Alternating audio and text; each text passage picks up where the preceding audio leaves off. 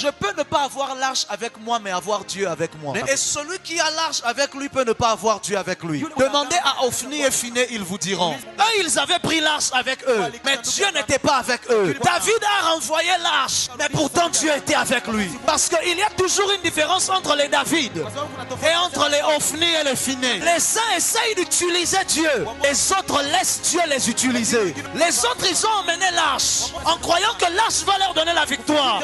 La Bible dit que les Philistins ont vu l'arche venir.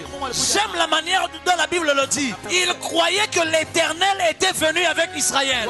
Ça veut dire c'est possible d'avoir les symboles de la présence de Dieu sans avoir la présence de Dieu. C'est possible d'avoir des signes qui trompent les gens que tu as Dieu, mais tu n'as pas Dieu. C'est possible de réussir dans le ministère, mais Dieu n'est pas avec toi. C'est possible de réussir dans la vie. Tout le monde se dit Mungu konae, mais Dieu n'est pas avec toi. Mais pourtant un autre homme qui a dit à Abiatar, j'ai pas besoin de l'arche, laisse l'arche. Peut-être moi Dieu m'a rejeté.